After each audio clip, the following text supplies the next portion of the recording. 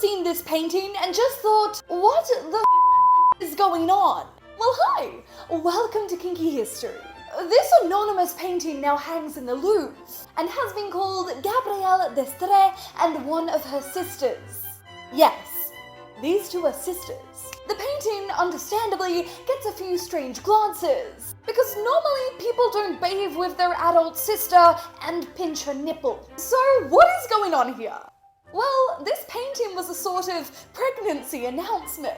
Gabrielle was the most famous mistress of Henry IV, and that guy had at least 50. She was known for her celebrated beauty and for Henry IV's absolute devotion for her. In fact, he was so in love with her that it was Gabrielle that convinced him to convert from Protestant to Catholic. But back to the nipple pinch. The other woman in the bathtub is believed to be her sister, the Duchess de Villers, and her little playful pinch is actually meant to symbolize her fertility. The historical way of saying that her sister's milkshakes did indeed bring all the boys to the yard.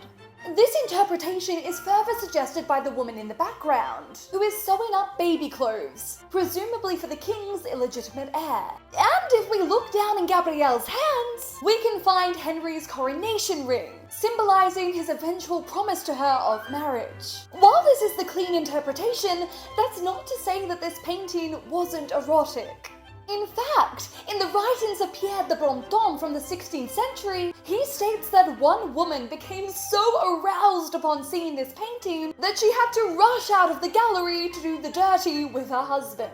So, while the painting is technically a pregnancy announcement between sisters, it was also intended to make the viewer a little bit horny.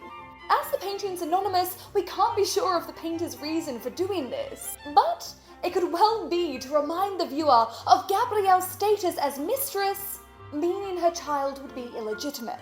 This interpretation is supported by a later painting by the same artist. Here, both women are clothed and a lot more respectable.